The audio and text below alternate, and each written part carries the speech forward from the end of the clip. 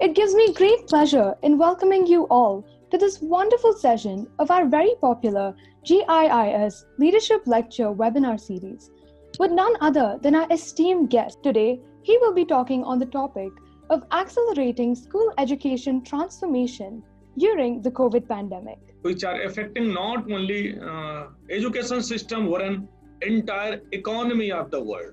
And the aim of education is to preparing future-ready, responsible, committed, and values-oriented citizens. There were no Indian schools in the entire Southeast Asia, and many Indian students and expatriates were facing challenges for their children's schooling on account of continuity, compatibility of curriculum and affordability. CBSE के द्वारा किए गए पहल और योजना के बारे में आपकी बातचीत को मैंने सुना है।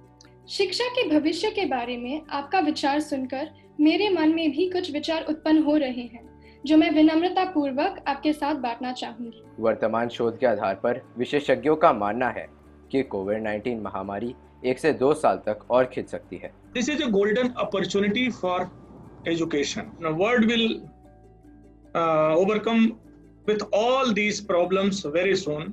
Mr. Tripathi, what you said was truly thought-provoking and so insightful.